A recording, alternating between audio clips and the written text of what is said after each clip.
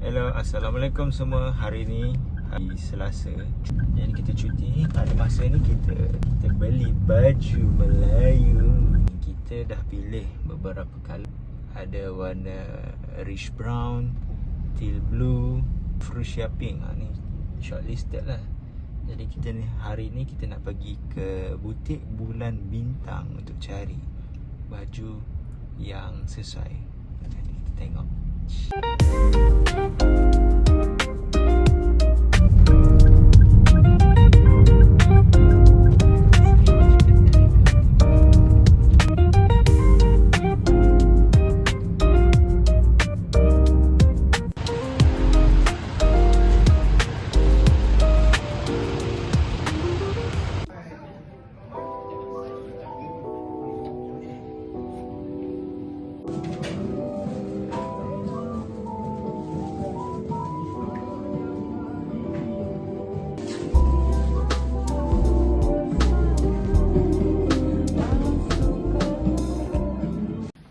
Sekarang ni kita try size L, traditional fit. Okey cantik. Kan, nampak selesa lah, tak sesak lah. Ni kalau kurus sikit ke tambah sikit ke okey kan.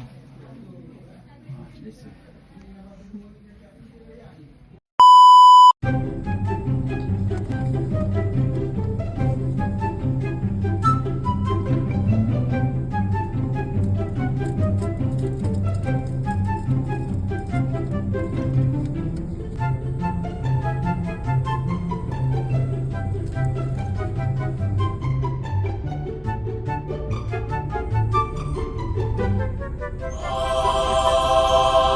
Duit raya Afin 100. Wah.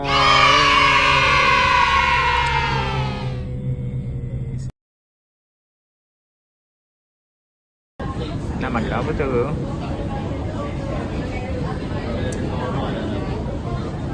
Tombol lebih nak.